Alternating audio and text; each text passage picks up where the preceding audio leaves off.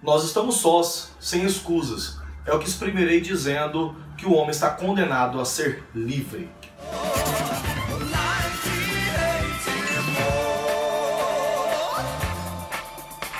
Olá a todas e todos, bem-vindos a mais um Crime Ideia. Bom pessoal, o tema da nossa aula de hoje será o existencialismo em Jean-Paul Sartre. Exprimiremos aqui nessa aula de hoje, de um modo mais geral, quais são as contribuições mais gerais do pensamento sartreano. É importante salientar, com um primeiro momento, que Jean-Paul Sartre é um dos maiores autores do século XX, tendo escrito obras dentro do campo da literatura, da própria filosofia, até mesmo peças teatrais. Jean-Paul Sartre é um dos maiores renomados autores do século XX. Companheiro de Simone de Beauvoir durante boa parte do século XX, esta que também é uma filósofa existencialista, feminista. Logo faremos uma aula a respeito, do seu posicionamento, do seu pensamento geral. O pensamento sartreano é um pensamento muito estruturado em cima da ideia de humanismo. Antes de começar, é importante salientar que a obra de Sartre é uma obra muito complexa. Complexa porque, tendo escrito inúmeras obras, do ponto de vista muito fundamentado numa filosofia bastante firme, ao mesmo tempo influenciado pela fenomenologia de Edmund Husserl, de Martin Heidegger, que era outro filósofo também existencialista, a obra de Sartre é uma obra pluridisciplinar. Uma primeira ideia importante que nós começamos a frase aqui, nossa aula, é que o existencialismo é um humanismo. O que ele quer dizer com isso ao dizer que o homem está condenado a ser livre? Sartre vai partir de uma concepção tirada de um autor chamado Søren Kierkegaard. Kierkegaard é um dinamarquês existencialista que nasceu no ano de 1813 e morreu em 1855.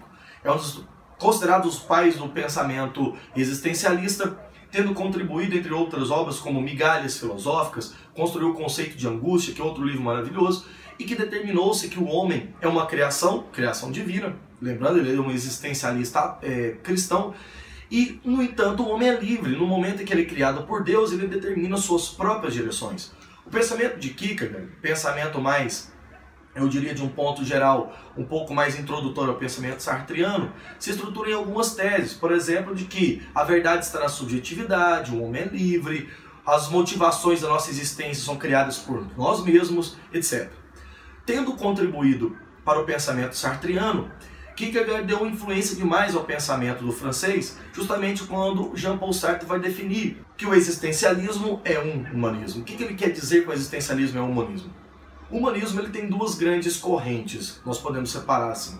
O humanismo moderno, que teria nascido com o pensamento cartesiano, com o pensamento de René Descartes, dizendo que o homem se define pela sua essência generalizante, que é a ideia de ser pensante, ou a coisa pensante.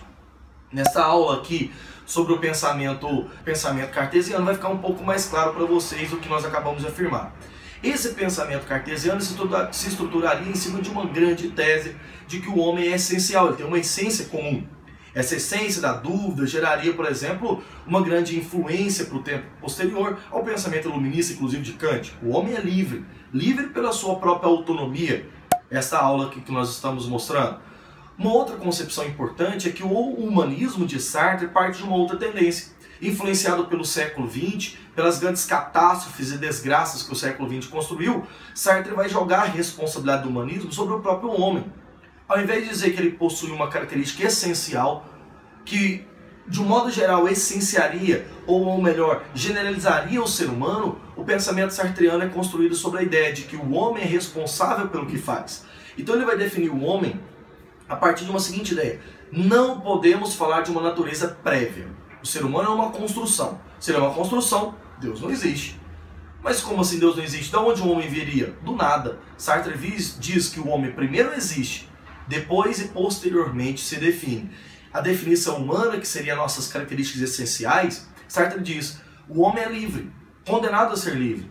O que ele quer dizer com isso?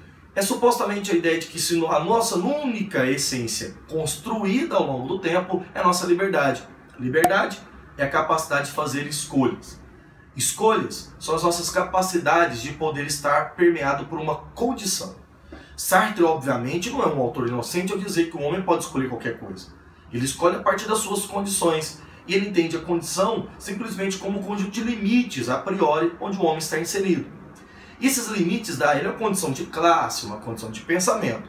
De todo modo, se o homem é livre e escolhe porque ele é permeado a uma condição, o homem é responsável pelo que faz e ao mesmo tempo tem uma angústia.